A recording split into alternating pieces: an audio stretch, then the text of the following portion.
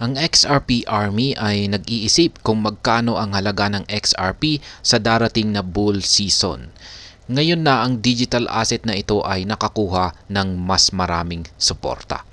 Yan, bago po tayo magpatuloy ay nais ko lamang po munang bigyang linaw ang aking disclaimer kung saan ang nilalaman po ng video na ito ay hindi po ito isang financial advice. For education and information purposes lamang po ang layunin nito.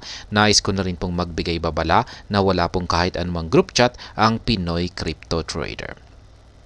Ayan, nakikita po natin rito ang aktual na post ni Good Morning Crypto, 3TGMC Crypto. Ayan. Remember when XRP soared 60,000% in 12 months from $0.006 to $3.84. Ayan, $3.84. That was pure speculation. Now with stronger partnerships and real-world utility, the potential is staggering. Ayan, what's your 2024 price target for XRP? Ayan. Mula po yan kay Good Morning Crypto. Yan na rin po yung kanyang chart dito. Weekly chart kay Bitstamp. At nakikita po natin dito ang isang symmetrical na triangle pattern. Yan. At dyan po sa loob nito ay naglalaro ang market price ni Ripple or XRP. Yan. Ang pag-iisip na ito ay batay sa katunayan na 5 taon na ang nakalipas. Ang XRP ay mayroong malaking pagtaas sa halaga. Yan, XRP 60,000% gain. Noong January 7, 2017, ang data mula sa market tracking platforms ay nagpapakita na ang XRP ay nag-trade sa presyong $0.006361. Ayan, 20 digits po. Meron po siyang 20 digits. Eksaktong 12 buwan pagkatapos, ito ay umabot sa all-time high na $3.84. Ito ay nangangahulugan na ito ay lumaki ng higit sa 60,000%. Ayan, yung kanyang chart po rito. Base po ito kay CoinGecko. Yan ang kanya, ito po yung kanyang XRP chart.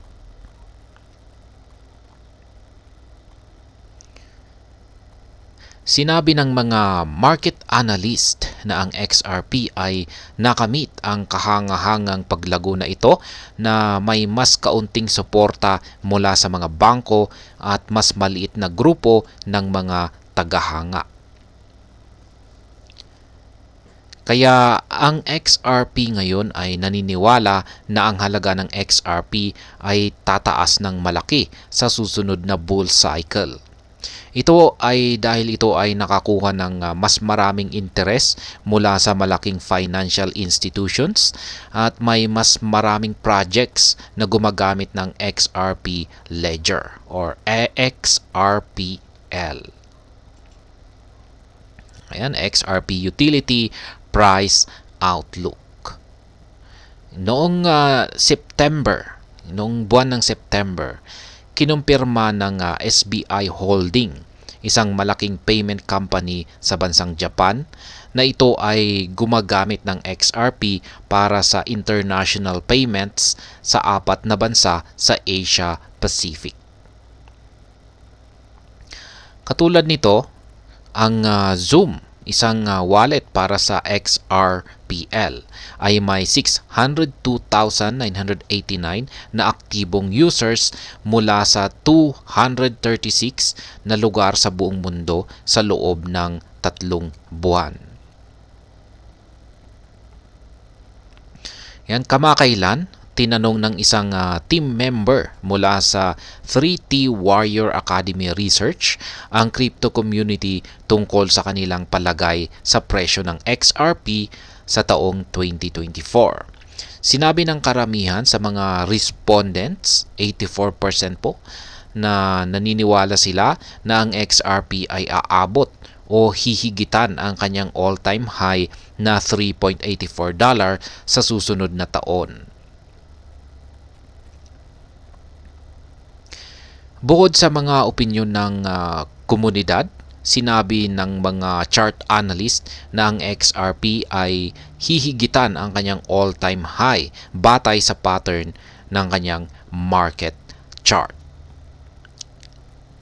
Yan ang particular ang mga pattern na katulad ng mga nakita bago ang mga peak noong 2014 at 2018 ay lumitaw sa kasalukuyang chart ng XRP. Ayan po ang ating symmetrical triangle na XRP dito kay XRP. Ayan. Kung ang XRP ay lumaki ng higit sa 60,000% tulad ng ginawa nito noong 2018, ang kanyang halaga ay maaaring lumampas sa $400. Gayunpaman, ang mga hula na ang XRP ay aabot sa daan-daang dolyar sa susunod na bull cycle ay hindi karaniwan sa crypto community. Inaasahan ng karamihan sa mga analyst na ang XRP ay aabot sa pagitan ng $10 at $100.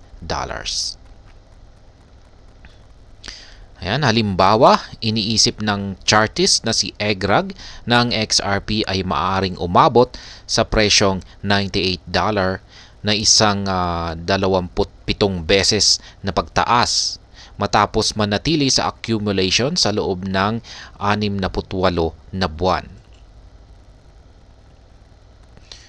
Sa kabilang banda, isang banker na nagpapahiwatig na ang XRP ay magkakahalaga ng $500 ay batay sa kanyang opinyon sa inaasahang $250 trillion na valuation ng cross-border payments sa hinaharap. Yan, sa huli, hindi tiyak kung magkano ang pagtaas ng halaga ng XRP sa kanyang lumalaking kahalagahan sa financial sector. Ayan, hanggang dito na lamang po tayo sa video na ito mga ka-crypto. Sana po ay inyong nagustuhan ang aking paliwanag sa video na ito. Kung inyo po itong nagustuhan, pakiclick lamang po ang like button nito. Para naman po sa mga bago lamang dito, kayo po ay aking inaanyayahan para mag-subscribe. Pakiclick na rin po ang bell icon nito dahil ito po ang siyang magsisilbing notification nito sa mga bago kong videos na akin pong ina-upload sa aking YouTube channel na ito. Marami pong salamat sa panonood. Ingat po tayo lagi at God bless po sa ating lahat.